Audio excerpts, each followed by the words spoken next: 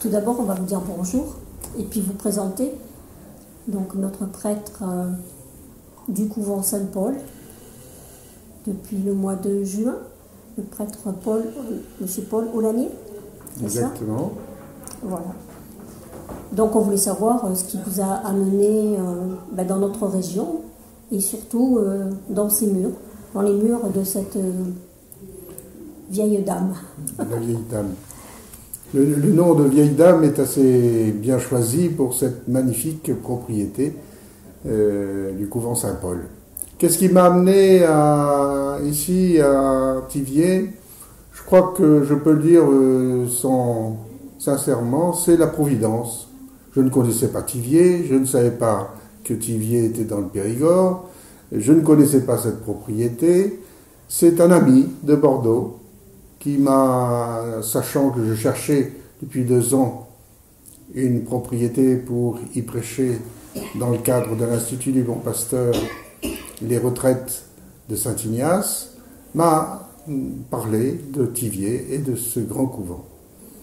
Et donc, aussitôt dit, aussitôt fait, je suis venu avec un ami visiter cette propriété, elle m'a plu. Mais je dois dire que dans un premier temps, vu les travaux énormes, le désordre insondable, j'allais dire, qu'il y avait, que j'ai trouvé en visitant cette propriété, j'ai dans un premier temps hésité. Mais en examinant bien toutes les chambres, toutes les salles du premier étage, du rez-de-chaussée, du 2e étage, j'ai vu que c'était un bâtiment très sain, de très belle facture. Et donc le notaire que j'avais contacté, qui était chargé de la vente, maître Latour de Périgueux, m'a dit vous risquez d'avoir ce bien pour un petit prix. Et donc évidemment pour un acheteur, parler de petit prix, c'est toujours intéressant. Et donc, on a décidé, avec mes amis, de poursuivre l'affaire. On a contacté le propriétaire par l'intermédiaire de l'étude, et on s'est mis début mars d'accord sur le prix. Alors, ce brave monsieur, propriétaire, voulait d'abord faire de cette maison un immense hôtel de luxe. Dans le Périgord, c'est pas inutile parce qu'il y a beaucoup de choses, et de belles choses à visiter. Mais bon, il n'a pas réussi son entreprise. Et donc, il était très heureux de trouver un acquéreur potentiel pour se débarrasser de ce bien. Et quand il m'a vu en soutane, quand il a connu mon projet, quand il a vu que c'était donner éventuellement revie à ce couvent, et lui redonner une destination spirituelle, il n'a pas hésité. Et on a, sans grande difficulté, rédigé l'acte et on est rentré très vite en possession de ce bien. Et le 13 juin, on a signé l'acte et on est venu s'installer très vite. Alors on s'est mis au travail, nous sommes 3, on s'est mis au travail très vite, on a enlevé les papiers, tout était sans dessus, dessous, on a travaillé comme des brutes, j'allais dire. Et donc je suis très heureux d'avoir fait cette opération, que la Providence m'ait permis. Donc à votre question, qui vous a amené ici, je crois pouvoir dire que c'est la Providence. Je pensais m'installer dans le diocèse d'Autun, car j'avais trouvé là aussi une grande propriété, mais qui n'avait pas à se cacher, loin de là, mais qui était un bâtiment intéressant, scolaire aussi, mais mis en liquidation judiciaire, donc je pouvais effectivement faire une acquisition intéressante. Et puis finalement, l'évêque, Monseigneur Rivière, l'évêque du diocèse, s'y est opposé, et c'est parce qu'il s'y est opposé que je suis là. Il aurait accepté ma proposition, que je suis allé le visiter, il aurait accepté ma proposition, je serais certainement aujourd'hui à Vérove et je n'aurais pas connu votre belle propriété, ce patrimoine formidable de Thiviers. Et bien alors, nous sommes ravis qu'il ait refusé On n'est pas perdant du tout, du tout. Ben moi non plus, figurez-vous, je ne suis pas perdant, loin de là. Parce que je n'aurais pas trouvé à Vérovre, dans cette petite ville où Sainte-Marguerite-Marie est née, donc dédiée au Sacré-Cœur, je n'aurais pas trouvé l'accueil que vous m'avez réservé, toutes et tous. Je suis vraiment surpris, vraiment agréablement surpris de cet accueil jovial, joyeux, que j'ai ressenti par vos activités d'anciennes de cette maison. On sent qu'il y a une amitié entre vous toutes. On sent que les sœurs, les éducateurs, vous leur gardez un souvenir tout à fait remarquable. Et pourquoi pas?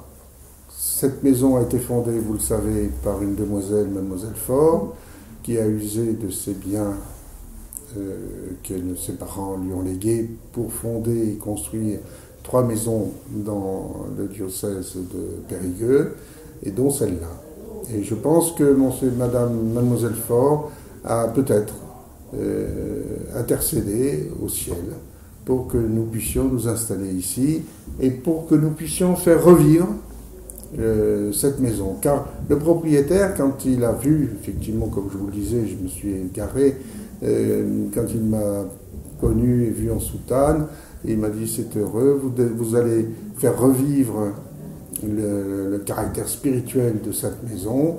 Eh bien, je m'en réjouis et j'accepte le petit prix qu'on vous a fait. Et il nous l'a dit de façon très claire: si ce n'avait pas été vous, je crois que je n'aurais pas laissé la propriété à ce prix-là. Ah d'accord, donc c'est quelqu'un... oui. C'était quelqu'un, je ne sais pas s'il était très religieux, mais enfin on a mangé plusieurs fois avec lui, on a discuté plusieurs fois, c'était un homme charmant. Il vit en Portugal aujourd'hui, il est parisien d'origine, il a vécu à Paris et il a été touché par ce caractère de faire revivre l'aspect spirituel, religieux de cette maison. Et donc je vous dis, moi j'ai été très sensible, je vous félicite de cet accueil que vous m'avez réservé. J'ai vu qu'entre vous, entre toutes les anciennes élèves, vous sympathisez, vous souvenez. C'est rare, je crois, c'est rare que dans un établissement, les anciens ou les anciennes élèves aient cette attitude spontanée que vous avez entre vous. Je pense que vous avez dû certainement entretenir ou eu une formation qui vous a touché tellement que vous gardez des liens d'unité, des liens d'amitié extraordinaires.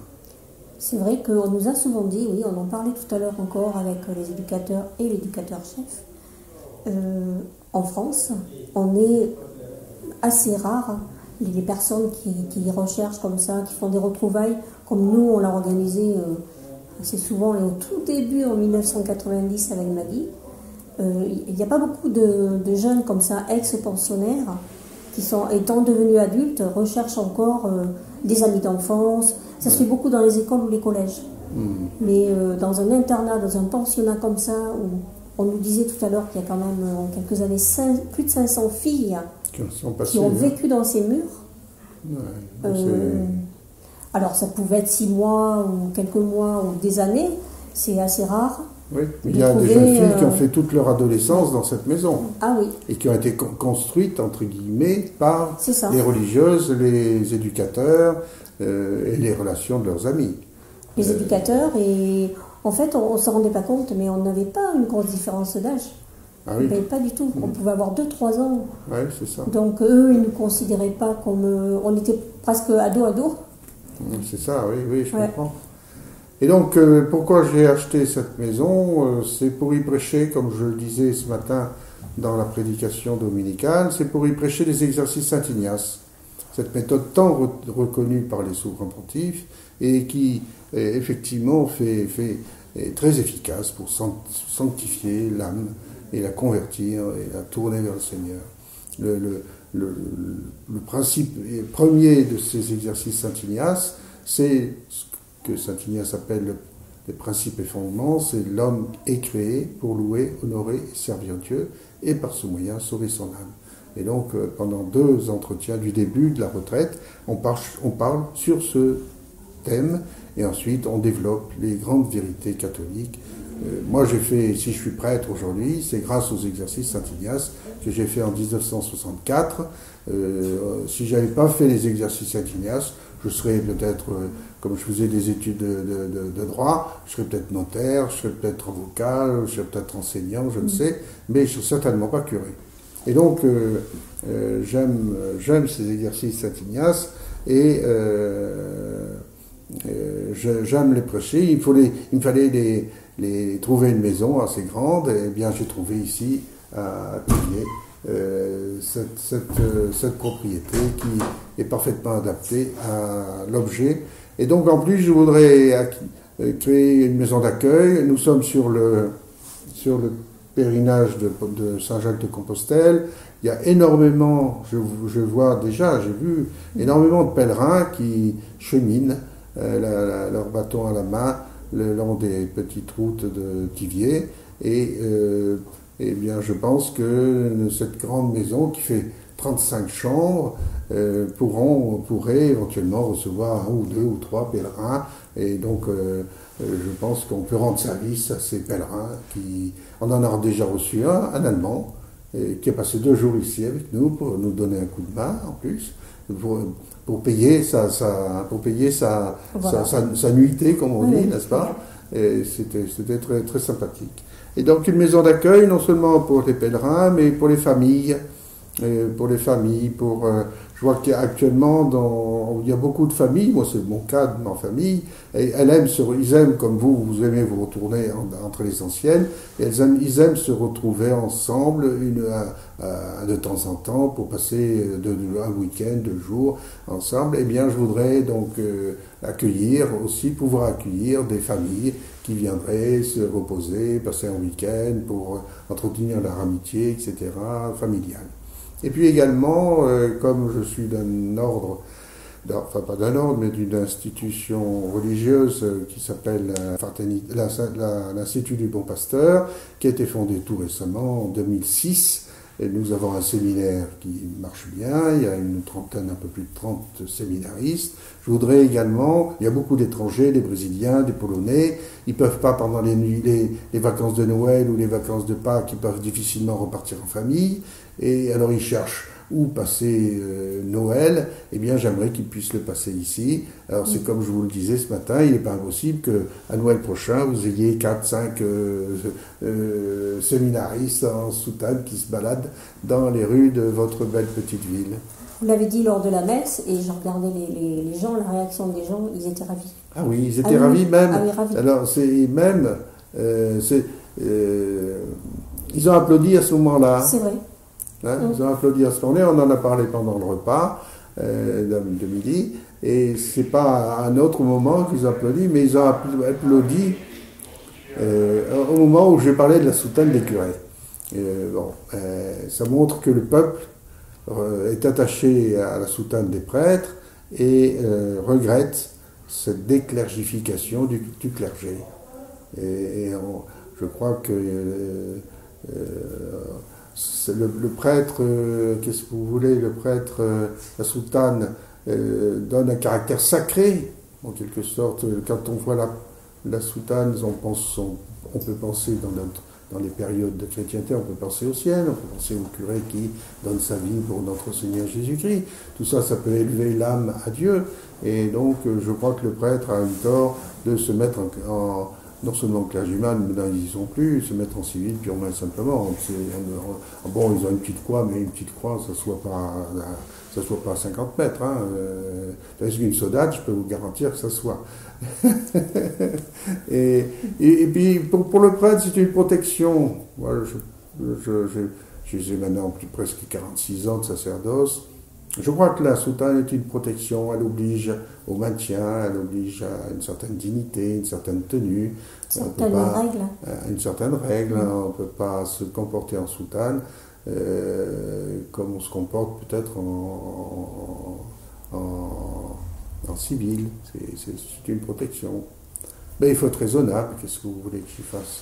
Et puis donc, en plus de cette maison d'accueil, de pèlerins, de séminaristes, de familles, des exercices Saint-Ignace, comme je vous le disais au début, je voudrais refaire vivre un